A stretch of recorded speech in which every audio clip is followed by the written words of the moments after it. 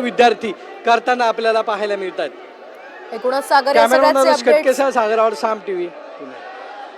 तस आपण पाहतोय या सगळ्या विद्यार्थ्यांचा संयमाचा बांध आता सुटलेला आहे आणि मोठ्या प्रमाणात हे विद्यार्थी ते जमलेले आहेत, आक्रमक झालेले आहेत। त्यामुळे सरकारला प्रशासनाला त्यांच्या आंदोलनाची दखल घेणं गरजेचं आहे।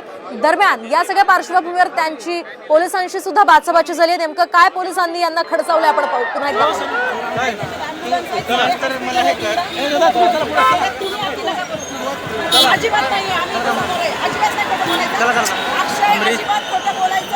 चला मॅडम ट्रॅफिक ॲम्ब्युलन्स हॉस्पिटल ह्याचा डिसिजन कोण घेणार आहे?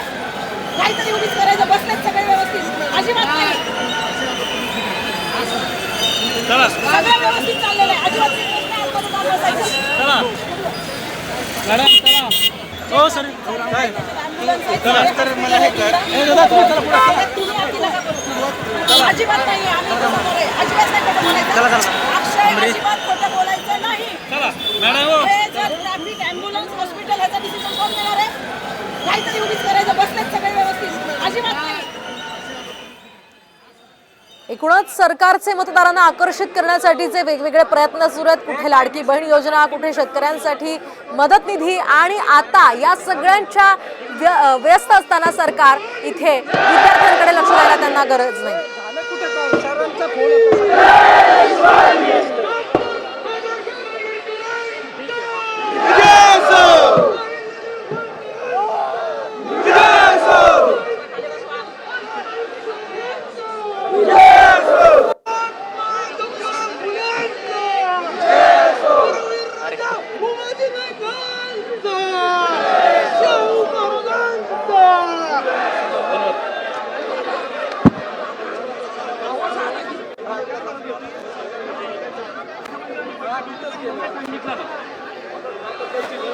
ठीक आहे ना त्या ठिकाणी सांगतात, मग आपल्या महाराष्ट्राचे मुख्यमंत्री का नाही सांगू शकत की आम्ही विद्यार्थ्यांबरोबर आहोत, युवांबरोबर आहोत? हे तुम्ही जर करणार नसताल हे कितपत योग्य आहे? आता आयोगाने तरी प्रेस कॉन्फरन्स घेऊन आता जाहीर करावं की हे आता आम्ही ठरवलं आहे। त्यामुळे किती वेळ वाट बघायचं, कारण हा आकडा वाढत जाणार आहे। एक अख्खा रस्ता आता ब्लॉक केला आहे, अजून किती अख्खं पुणे बंद होण्याची वेळ आलेली आहे। विद्यार्थ्यांचा अंत कुणी बघू नये एवढी विनंती। आता यांच्या जीवनाला, यांच्या कुटुंबाला, ज्या भागातून ते येत आहेत यांच्या त्रासाला तुम्ही गेले 6 महिने दुर्लक्ष केलं। आता मग त्यांना 6 महिने झालेला त्रास आणि इथं वाहतुकीला 2 तासाचा त्रास, ह्याच्यामध्ये खूप मोठा फरक आहे। आता ह्याच्यामध्ये लोक स्वइच्छेने आलेत, कुणीही आणलेले नाहीत।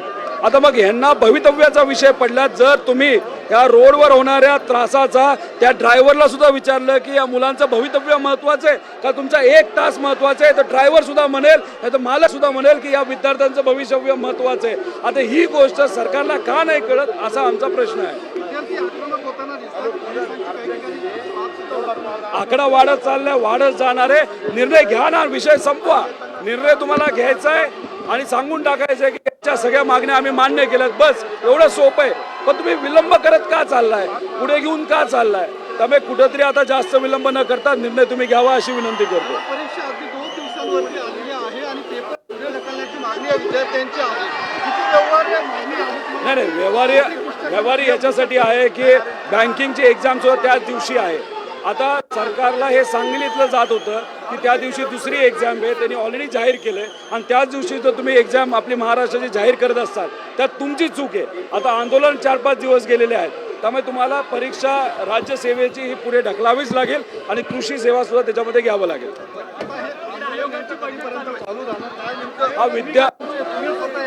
हा विद्यार्थ्यांचा निर्णय आहे।